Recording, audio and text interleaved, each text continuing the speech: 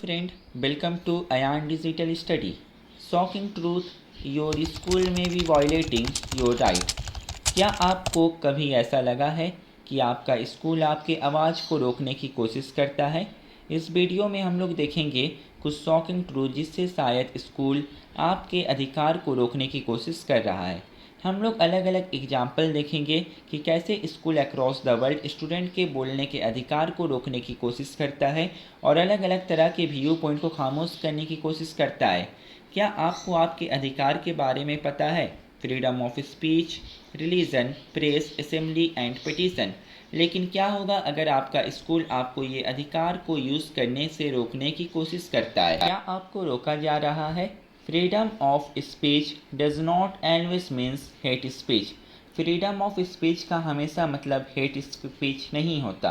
कुछ केसेस में स्कूल ने किताबों को बैन किया, प्रोटेस्ट को रोकने की कोशिश की और अपने स्टूडेंट को अपना ओपिनियन एक्सप्रेस करने के कारण पनिश भी किया। अब इसी चीज़ को एग्जाम्पल के जरिए समझते हैं। कैलिफोर्निया के एक स्कूल में स्टूडेंट को धमकाया गया कि उसको स्कूल से निकाल दिया जाएगा क्योंकि उसने एक प्रोटेस्ट में पार्टिसिपेट किया था जो कि गन वायलेंस के अगेंस्ट शांति से हो रहा था। स्कूल एडमिनिस्ट्रेशन का कहना था कि वो प्रोटेस्ट डिस्ट्रप्टिव है और स्कूल के पॉलिसी यानी नीति को तोड़ता है, लेकिन स्टूडेंट्स का कहना था कि वो सिर्फ अपने अधिकार राइट टू फ्री स्पीच को यूज कर रहे थे और वो शांति से सही चीज़ को सपोर्ट कर रहे थे। दूसरे एग्जाम्पल में स्कूल डिस्ट्रिक्ट इन टेक्सास बहुत सारे किताबों को अपने लाइब्रेरी में बैन करता है जिसमें कुछ पॉपुलर बुक्स जैसे कि the absolutely true diary of a part time Indian and the hunger games भी शामिल थे। डिस्ट्रिक्ट का कहना था कि ये किताबें स्टूडेंट के लिए सही नहीं है, लेकिन जो इसके खिलाफ थे उनका कहना था कि ये बैन स्टूडेंट के अधिकार को तोड़ता है। इससे क्या फ़र्क पड़ता है, आइए समझते हैं।